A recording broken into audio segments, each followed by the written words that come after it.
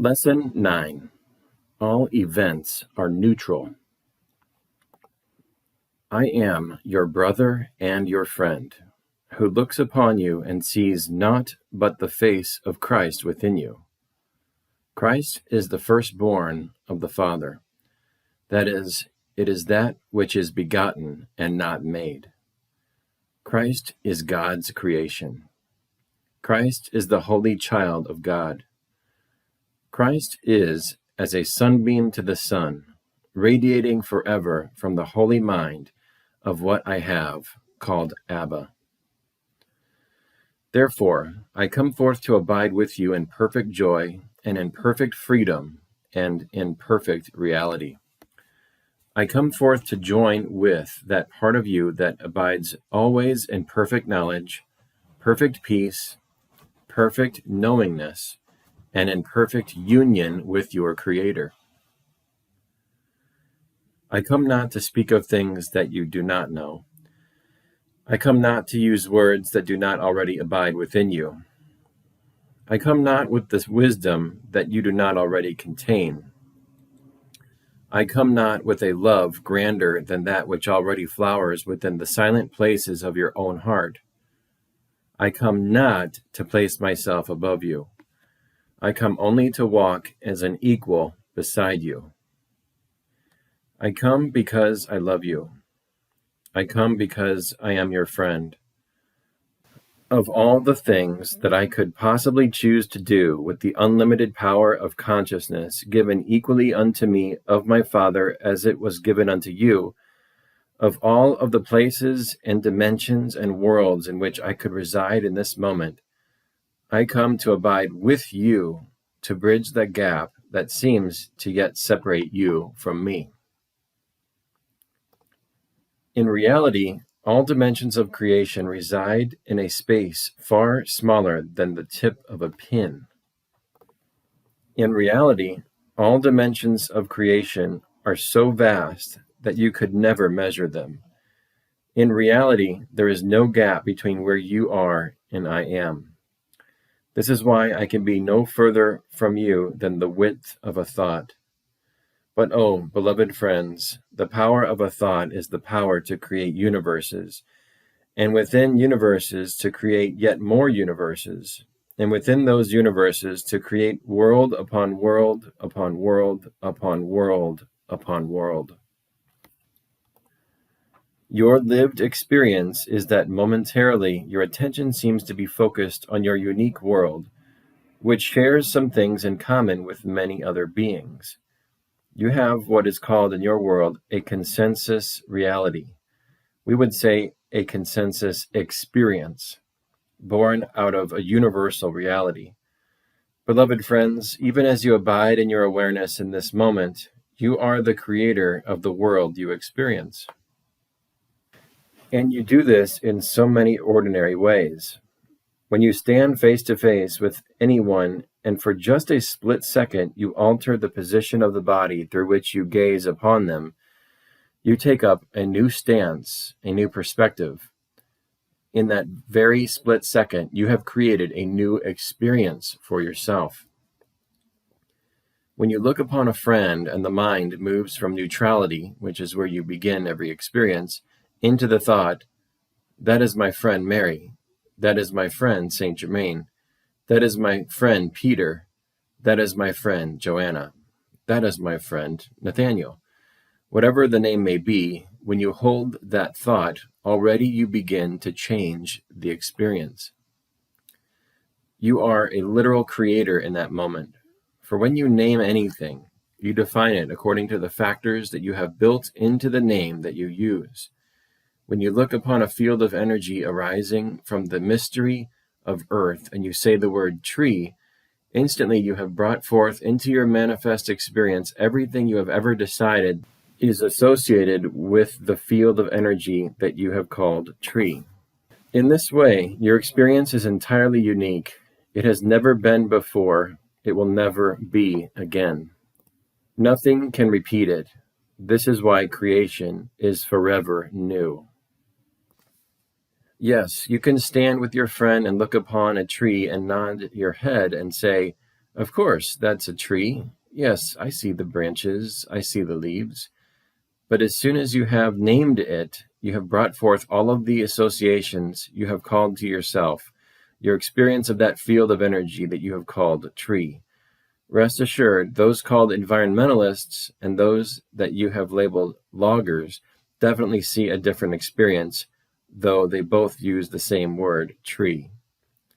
Which is right, then, and which is wrong? This does not apply. In this lesson, we want to address another of the important pebbles that you must drop into the clear, still pool of your awareness. It is simply this: all webs of relationship, all energy fields are absolutely neutral. What creates experience is how you decide you will view that web of relationship, that field of energy. The effect of that decision is also completely neutral. But how can that be? For when a logger sees a tree and sees only the profit to be made, forests disappear. And when an environmentalist looks at a tree, the tree remains, and the mighty owls and the birds have a place to make their home. Surely are we not to perpetuate the same reality, the same experience that all human beings have had? Is there not loss when the forest disappears? Listen well and carefully. All events are neutral. You are the one that places the value upon it. Now, does that mean that one should become cold-hearted, unconscious, and blind to their actions? Of course not, for part of awakening means to realize one's interconnection with the web of all relationships. It means awakening a reverence for the mystery that is life, but it also means to release judgment of another who would view the tree differently. For you see, the body that you have crystallized out of a field of infinite energy has but one purpose. It is a communication device. Therefore, let your primary perception, your primary guiding light in your third-dimensional experience be this: what do I choose to communicate to the world with every gesture, with every breath, with every word spoken, and with every decision made? For ceaselessly, while the body lasts, you are engaged in the process of communicating to the world, making manifest to the world what you have chosen to value, what you have called into your experience and imbued with value. This means that ceaselessly you are engaged in teaching the world what you believe holds the greatest truth, the greatest value. When an environmentalist looks upon a logger, becomes exasperated, and judges that logger or vice versa, the body is being used to communicate the value of judgment. That creates fear and contraction. The result of many, many minds choosing to value the right to judge is the effect you call your world, in which everything seems to be expressing conflict, struggle, butting of heads, and the Armageddon of opposite ideas running into each other. And just beneath it, all events remain completely neutral. Even if the forests of your planet were completely taken away, that would be a neutral event. Why? Because if all of the trees were gone, if the very physical planet you call Earth died, dissolved from view, life would continue. Life would merely create new worlds. It does it all the time. You do it all the time. The events, then, that you experience are always neutral. What you see occurring in the world around you remains neutral until you make the decision that it will be for you. You will name it, and therefore you will define it. When you define it, you call all of the associations of that to yourself. This is why once I taught it is very wise to forgive 70 times 7 times. It was for a very selfish reason. If one wrongs you and you spend your energy convincing them that they have wronged you, that you have a right to be angry and to be attacking in any way, you call to yourself, even into the cells of the body, the energy of conflict, judgment, war, death, disease, unhappiness, and separation instantly. But if you forgive 70 times 7, then in each of those moments of forgiveness, you call into your field of energy that which reminds you of unconditional love, perfect peace, a power that transcends anything that arises in the world. You call to yourself the reality of Christ, and all of it hinges on nothing more than the pebbles that you drop into your mind. Look with innocence on what you value. Where then have you drawn the line? Where have you said, I will allow neutrality to all events in this sphere, but not in that sphere? If my friends divorce or separate, well, okay, I'll see that as neutral. But if my spouse leaves me, that is not neutral. If my friend's father leaves $3 million to his children, well, that's fine. That's a neutral event. But if my father leaves his $3 million to charity and leaves me out of the picture, that is not a neutral event.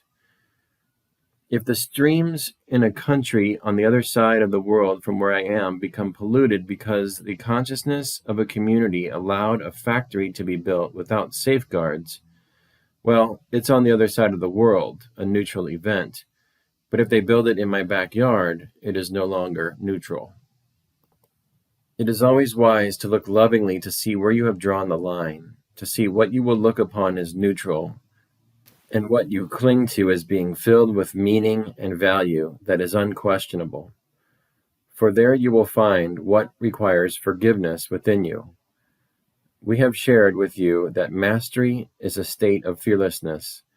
When you place a value upon something and then become adamant that that value exists in the event or the object outside of you, you have secured your place in fear.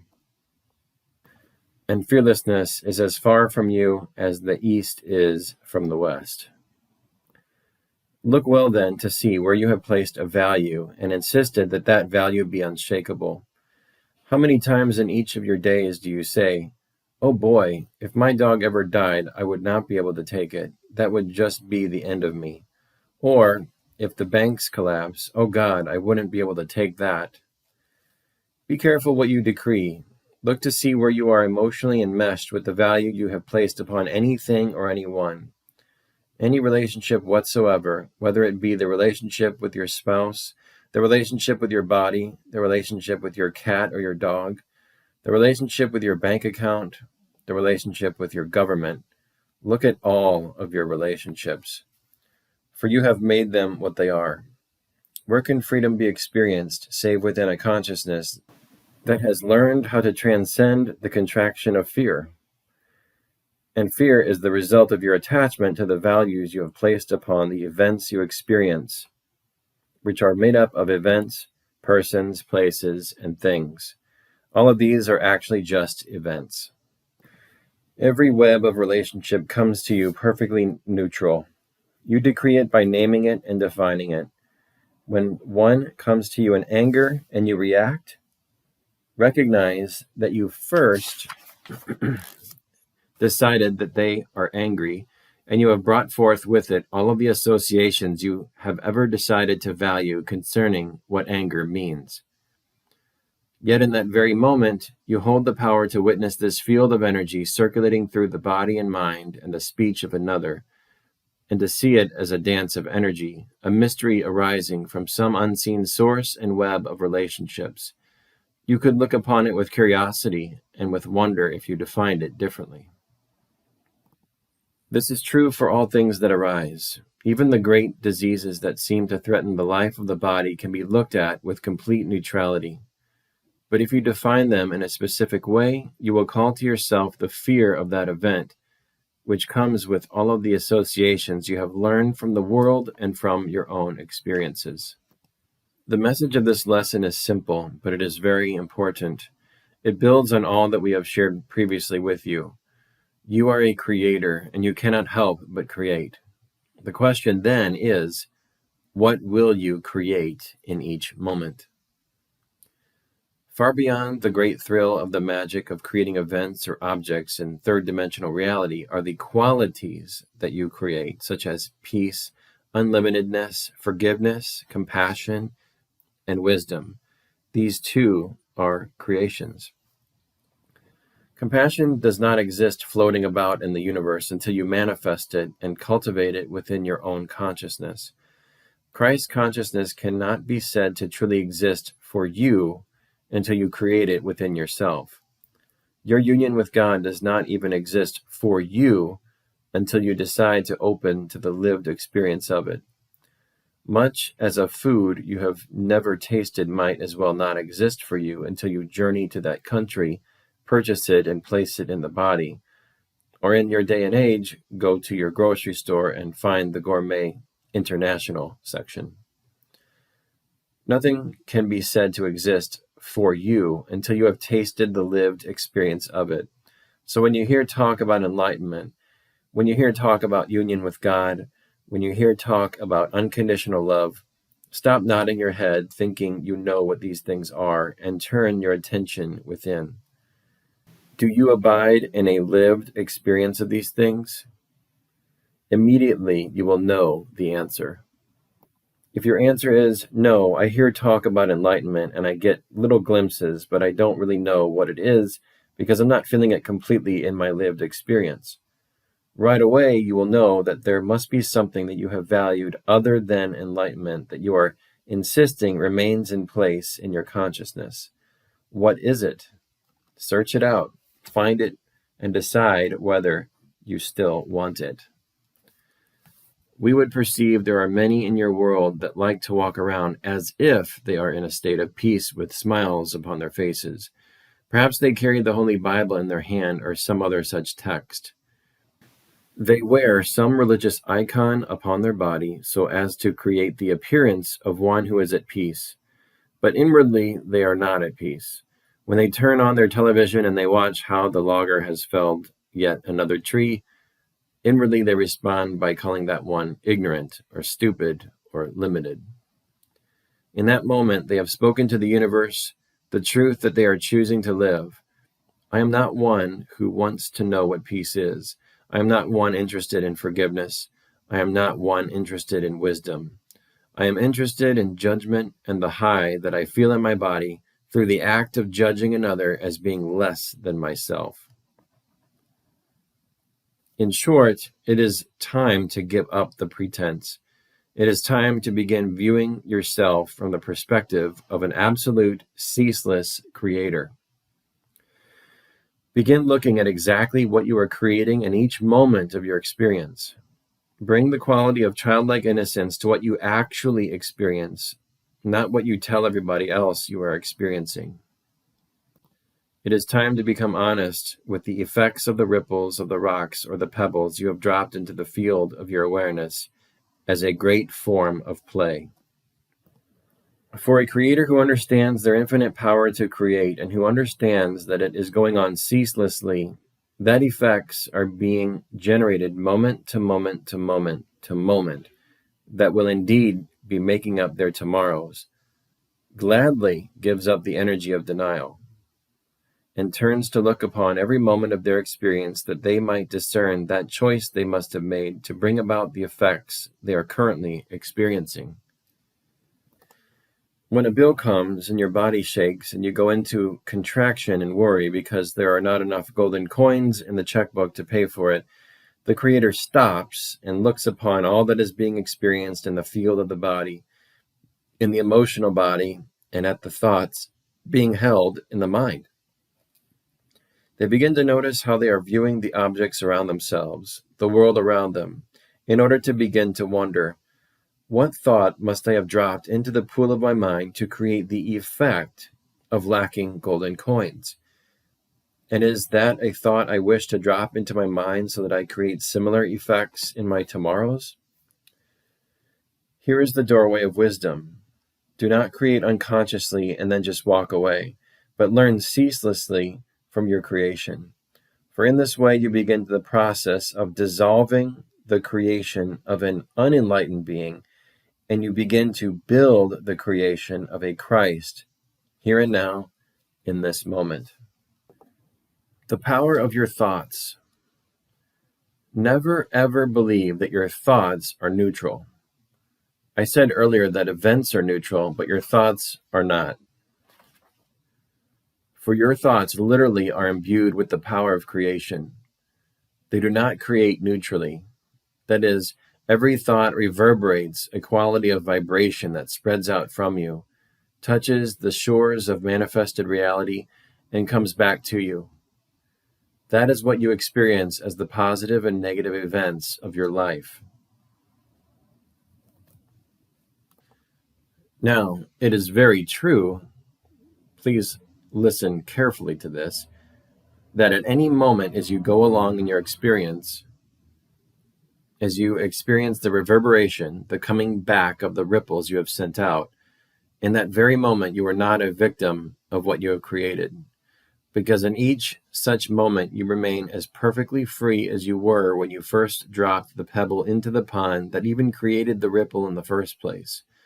You are free to choose how you will experience the effect of that ripple.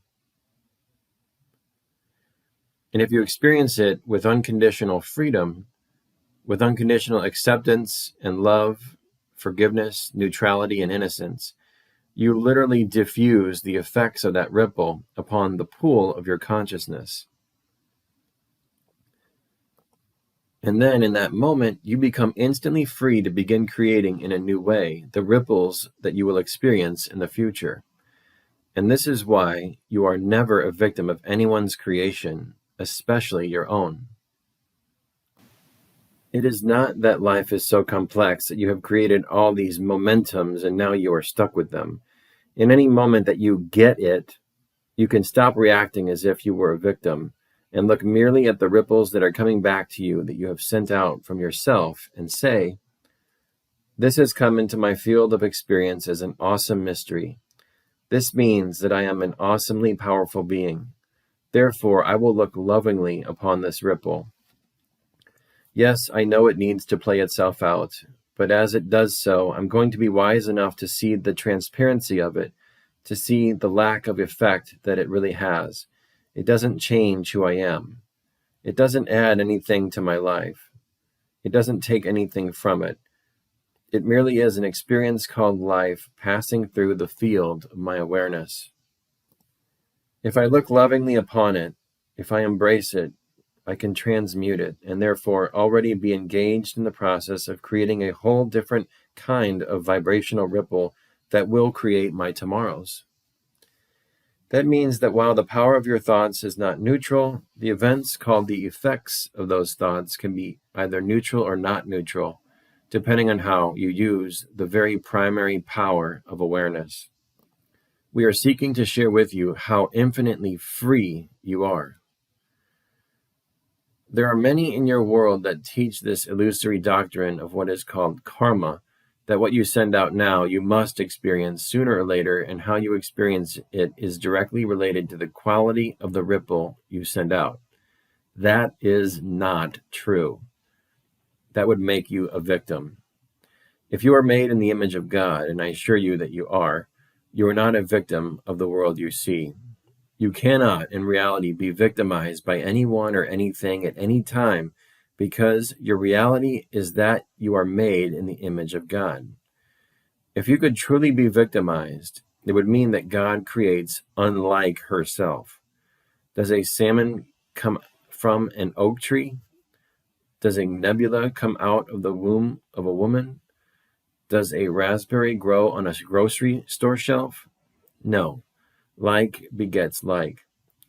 Therefore, why would you ever believe that God, who is but love and unlimited creativity and power, could ever beget something that is small and little and powerless?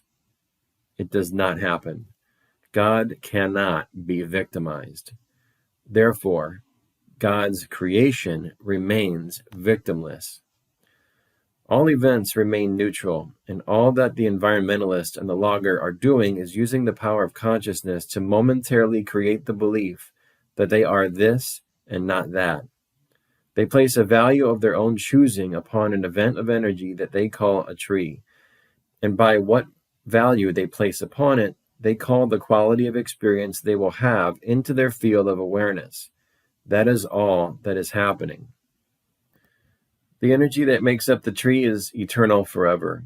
It may change form, but life remains. Therefore, lament not the passing away of a species, but trust the grand intelligence that gave rise to it in the first place, for it is still busy creating even greater universes. This is why loss does not exist. How does all of this relate to your daily experience?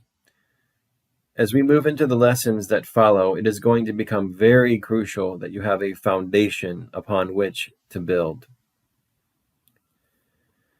5 minutes a day, the foundation of mastery. If you are ready to completely assume responsibility for having been created in the image of God, and that therefore you are an eternal creator, begin now to utilize some time each day without letting a day go by in which you sit with yourself.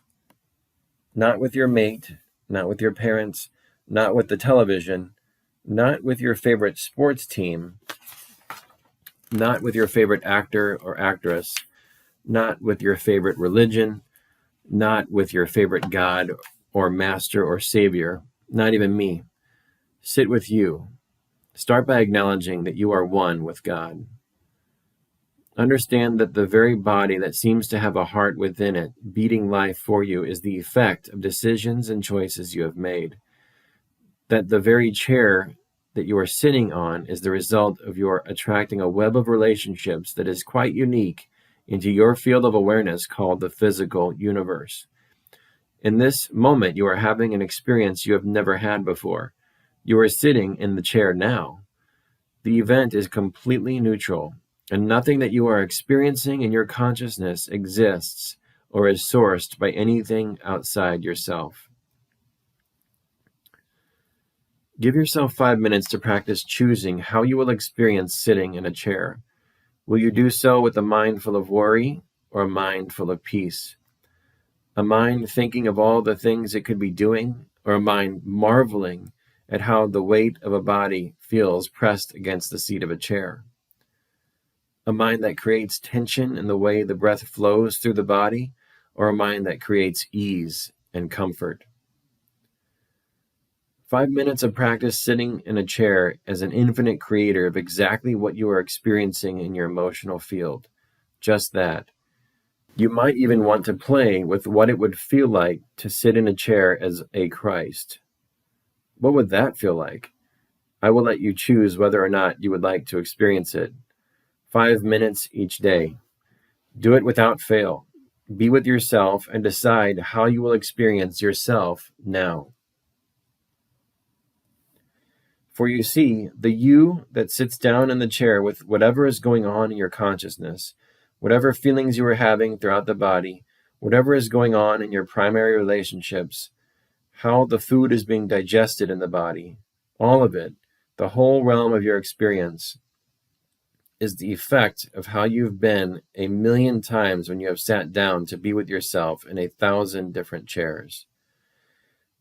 Utilize the very process of sitting down in a chair as a symbol of preparing the mind for the dropping of a pebble into it, out of which will reverberate the vibrations or ripples that will come back to you. It is much easier to send out ripples and experience them when they come back in a blissful way, a way that brings you peace, joy, fun, laughter, play, and unlimitedness, instead of having to constantly butt your head against something that you would rather transmute or run away from.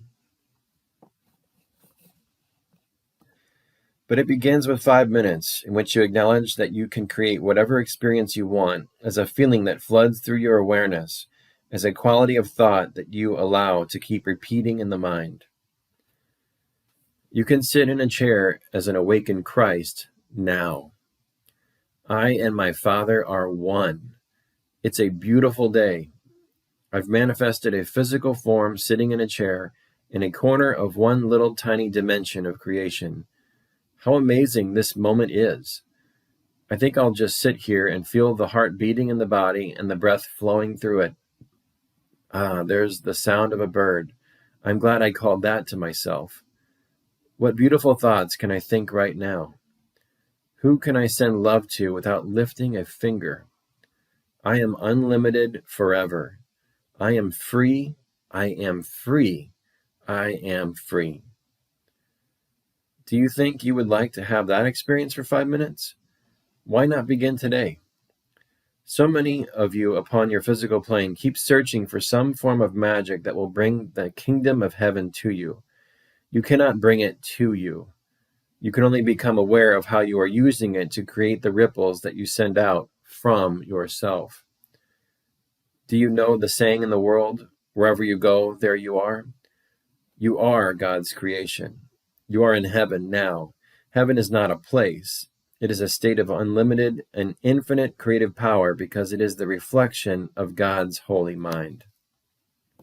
Why not be one who practices being the presence of heaven?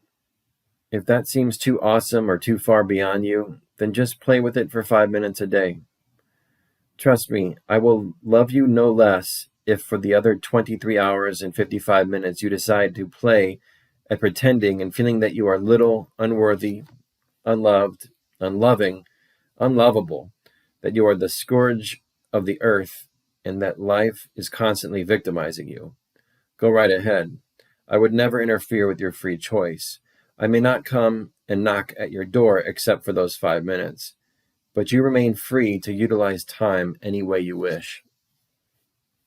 For just 5 minutes, experience yourself as Christ, crystallizing a body as a temporary teaching and learning communication device, sitting in a chair in a totally neutral corner of creation because you want to have the experience of sitting blissfully at peace in your perfect knowledge of your union with God in this moment. You might even find yourself daring to have thoughts such as this. Well, since I am an infinite creator, what would I like to create for my tomorrows? If during that 5 minutes there is a knock upon the door and it is the bill collector, who cares?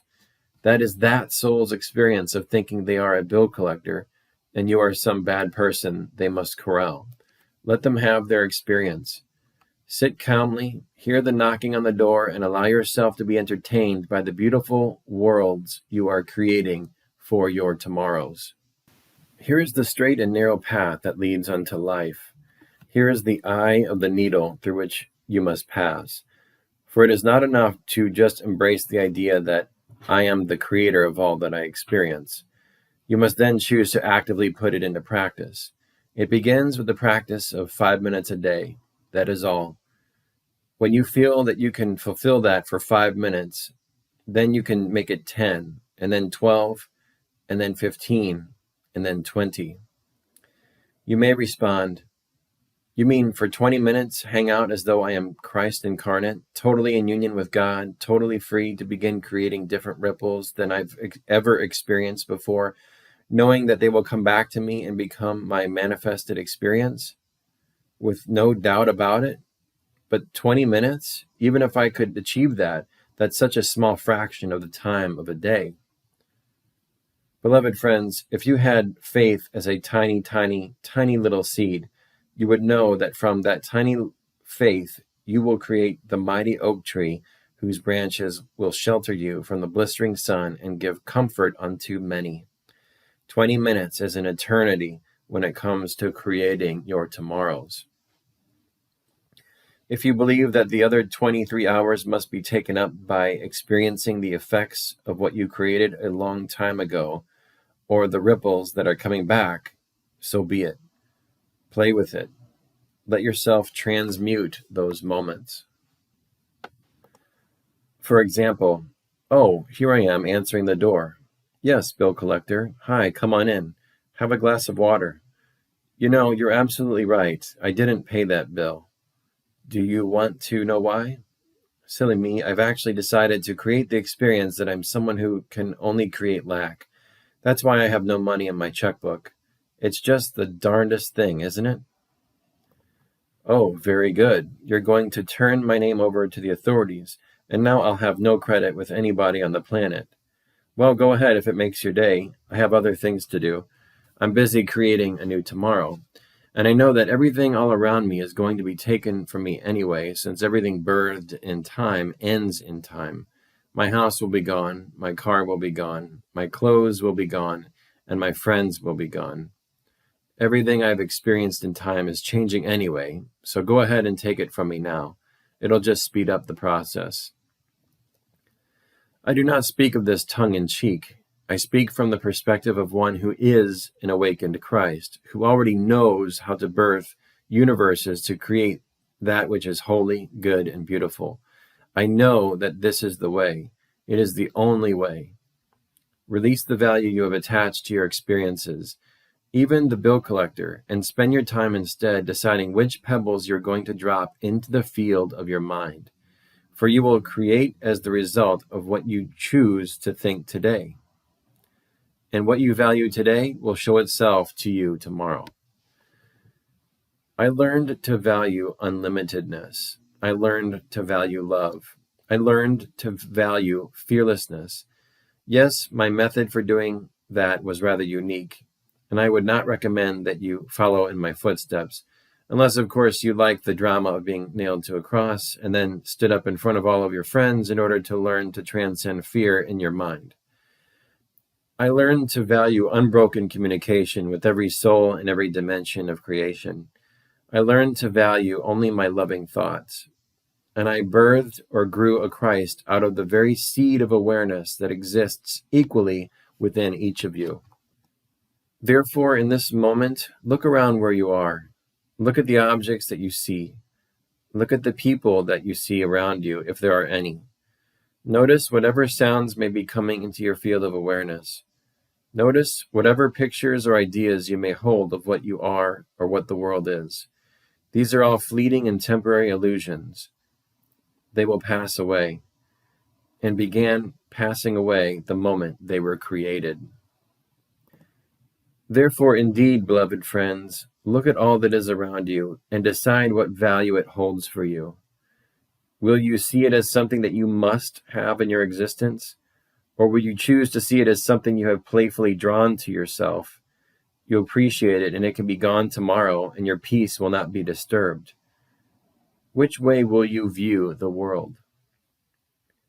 5 minutes, one for each finger and thumb on a hand, in which you choose to sit as Christ in the midst of your kingdom, your creation, and you decide which thoughts you will hold and therefore determine how you see all that is in the field of your awareness, and which thoughts you will allow to begin to generate the ripples that you will send out that will, there is no way to escape it, return to you. Planting the seed that produces the desired result. Once indeed there was a farmer who went out to plant the seed in his ground. But before he went to plant the seed, he selected the seed very carefully. The other farmers rushed out because they thought, "Oh, look, it is the time for the planting to begin. Everything is perfect. The conditions are just right. We must make haste and plant." And they bought whatever seeds they could get and went out and spread them across the ground and began their busy work of doing what they had to do. Rest assured, they would have their harvest. But the wise farmer waited, and while he was laughed at by his colleagues, he carefully selected every seed.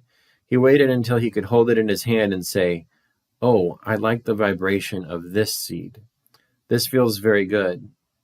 Oh yes, I can just see the beautiful plant that is going to arise from this. The fruit of it will be the sweetest in the valley." And he gathered his seeds. He paid no attention to the passing of the dates on a calendar. He paid no attention to the changing weather conditions. He knew that when the time was right, the seed would be planted, and from it would burst forth the flower of those seeds. He knew it. He gave no thought to the opinions of his colleagues. He enjoyed the process of loving the seeds that he was making his own.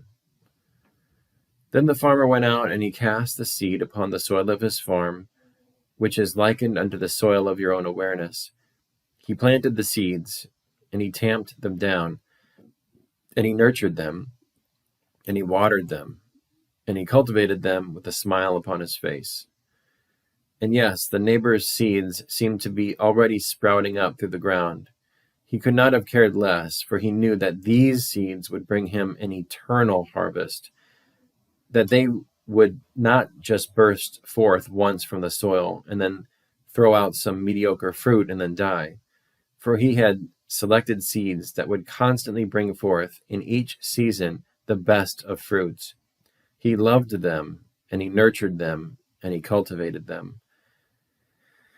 Long after the other farmers had grown weary and tired and had experienced drought and seeds that brought forth fruit where insects would come and destroy them, that would not be purchased by people in the marketplace, this one farmer became the greatest of farmers in the entire valley.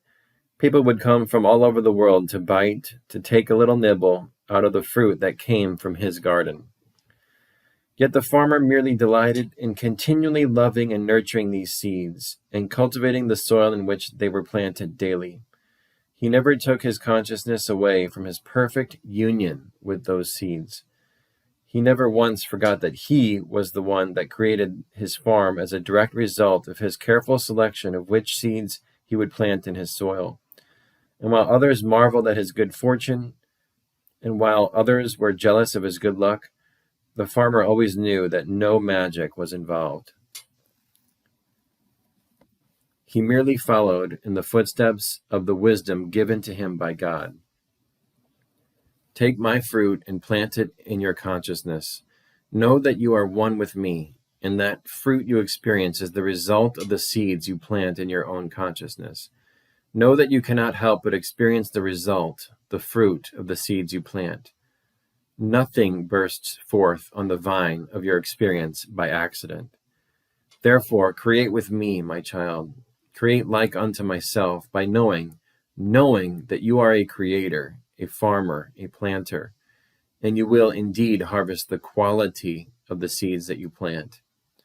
Just as you, beloved child, are the harvest of the seed I once planted, when first I held the thought of you in my holy mind. And in that moment you arose as a sunbeam from the sun, made in my image. I held you as the thought of love and form, and I bestowed you with all good things. Therefore, see yourself as I see you. Embrace yourself as I embrace you. Accept yourself as you are, a creator, creating without ceasing. And just as I sat upon my throne, which means sitting in the center of all that is, and beheld you as a loving thought, so too choose only to allow loving thoughts to enter into your consciousness. Choose to only allow loving thoughts to be expressed with your words. Choose only to allow loving thoughts to be translated into your gestures, your choices, and your actions, and thereby create as I created you, that which extends joy forever, that which extends the holy, the beautiful, and the good forever. For that is what you are. That is how I thought of you when I created you, and that is what you remain eternally. Therefore join with me by extending your creation as I have extended you. Since you have manifested a physical body, accept my son's teaching and let that body be placed in a chair, that you might think like the mind of Christ for 5 minutes. And you will beget an eternality that reflects the radiance of heaven, just as you reflect my radiance when I look upon the unlimited soul that you are. Indeed, in the entire valley there was but one farmer that was wise. Will you elect to join the union comprised of all of the hasty farmers? Or will you choose to take up residence as the one farmer who knows how to create wisely and in faith, rests on perfect certainty, and merely sits back to wait for the ripples of heaven to come and replace the ripples of hell that once you created unwittingly? Everyone is a minister. You cannot help but minister to the world in each moment. Therefore, begin your ministry of enlightened consciousness now. And I promise you this absolutely, irrevocably. You will experience all that I have known and more. You will experience complete victory over death. You will experience complete unlimitedness and abundance. You will experience perfect peace, perfect miracle-mindedness, and perfect unbroken communion in bliss with all of creation. Once when I was a man, I was taught to sit at the base of a tree for 5 minutes a day and to imagine myself to be the creator of all that I could think, all that I could see, and all that I could feel. 5 minutes taken out of the hours of play of a child. You are a child at play in your own kingdom. Will you give yourself 5 minutes to learn to be a Christ that creates in unlimited perfection in alignment with the mind of God, whose experience is always radiantly blissful and free of limitation and fear? You will experience your creation. What that creation is and how you experience it is entirely up to you. The message of this lesson, built upon the last, begins to translate the truth into an action. Very simple, very practical. So simple and so practical that you will be hard-pressed to find a reason, an excuse against it. For those of you so busy trying to take care of dealing with all of the things life throws at you, even you know that you can find 5 minutes. And those 5 minutes can be the beginning of birthing a whole new universe for yourself. And with that, peace be unto you always by making the decision to choose to receive peace as a Christ. Herein lies the secret of much of what will be shared in your upcoming lessons.